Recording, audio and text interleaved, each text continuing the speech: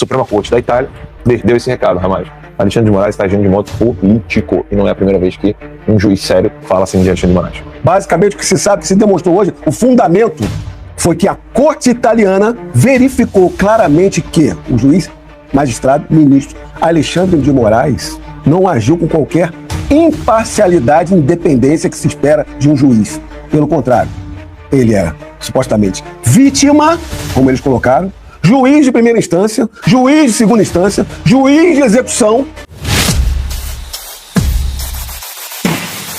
A Suprema Corte da Itália decidiu algo esperado, né? Mas que deu nos dedos do Alexandre de Moraes mais uma vez, porque primeiro já tinha sido a Corte da Espanha, a Suprema Corte da Espanha, que negando a extradição do Oswaldo Eustáquio, já tinha batido nos dedos ali, falando, isso aqui é decisão política. O governo Biden, que negou a minha extradição, e agora a gente tem a Itália tomando a mesma decisão. Ou seja, nós podemos somar aí a juíza do circuito da Flórida, daqui de Orlando, que decidindo pela notificação, como é que fala o termo técnico? Agora me deu branco aqui. Qual foi o? Do Trump Media Group. Quando você tem citação. Citação que se inicia o processo. Isso. Então aceitou a citação por e-mail, né? Esse é o primeiro caso, dizendo que, inclusive, o juiz atua de modo político, ou seja, Alexandre de Moraes é reconhecido como um juiz que não é juiz, porque eu quero deixar bem claro aqui para vocês que estão nos assistindo, os termos aqui são de extrema importância, né? Eu não sou jurista, o Eduardo e o Ramais têm muito mais experiência em termos jurídicos, eles podem falar os termos técnicos, mas quando você pega um copo que não é seu, e você está ciente que aquele copo não é seu e leva para casa, o nome disso é ladrão. Então não é uma pessoa que pegou um copo de modo equivocado. Eu já estou falando que ela pegou consciente, sabendo que não era dela. Legislador que quer fazer papel de executivo não é legislador.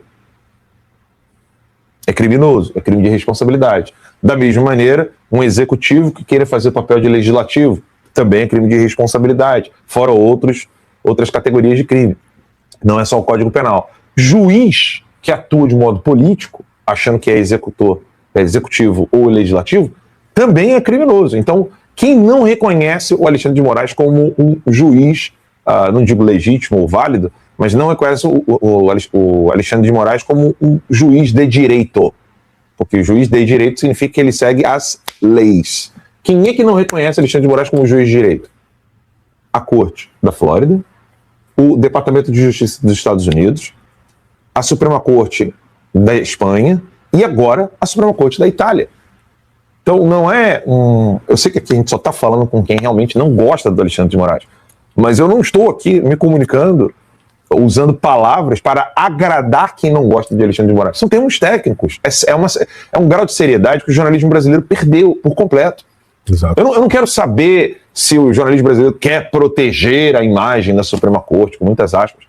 A decisão da Suprema Corte da Itália disse de modo técnico, não é político, não é discurso político, não é retórica, não é blá blá blá. Eles falaram abertamente. Olha, o que está rolando é que esse juiz está decidindo de modo político, o juiz não age de modo político. Para agir de modo político, me lembro bem das palavras do professor Olavo, quando ele dizia assim, essa corte está agindo de modo político. O Olavo falava assim, não. Agir de modo político é quando você se inscreve num partido político, você tem ali a sua inscrição naquele partido político, você atua de modo político porque você usa os dinheiros do partido, você usa os meios do partido para poder agir politicamente. Isso é agir politicamente.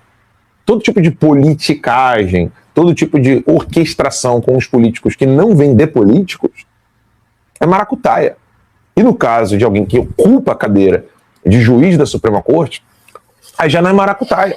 É crime de responsabilidade, é violação constitucional e tantos outros termos que a gente poderia utilizar aqui. É bom a gente esclarecer isso, Ramais, porque fica parecendo assim, não, é um canal de direita, é um canal abertamente de direita conservador que está ali falando mal do Alexandre de Moraes. Não estou falando mal do Alexandre de Moraes, eu estou descrevendo o Alexandre de Moraes. Da mesma maneira que se eu tivesse que falar que um budista está fazendo meditação, eu não estou falando mal do budista. Se eu falar que um padre está celebrando a missa, eu não estou falando mal do padre. Se eu estou falando que o Alexandre de Moraes é corrupto, eu estou descrevendo a ação dele, eu não estou falando o que eu gosto ou não gosto dele. E que isso fique bem claro. Suprema Corte da Itália deu esse recado, Ramais. Alexandre de Moraes está agindo de modo político. E não é a primeira vez que um juiz sério fala assim de Alexandre de Moraes. Olha, essa é uma constatação mundial que vem se consolidando em vários países.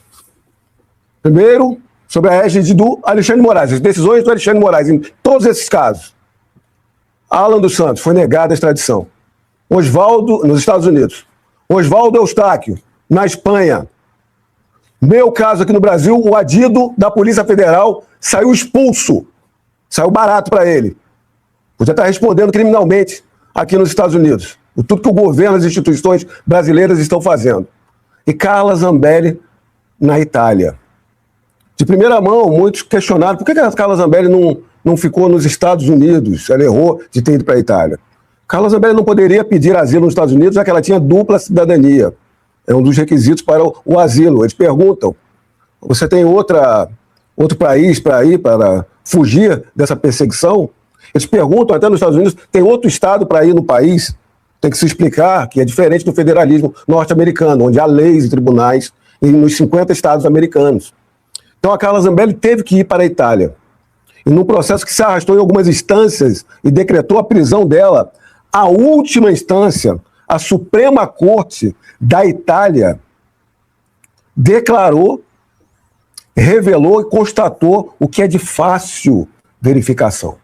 Que no Brasil há, assim, um regime autoritário, ditatorial, proveniente do judiciário, onde todas as garantias individuais são ultrapassadas, garantias que estão expressas na Constituição, não pode haver censura, tem que haver ampla defesa, tem que haver o devido processo legal.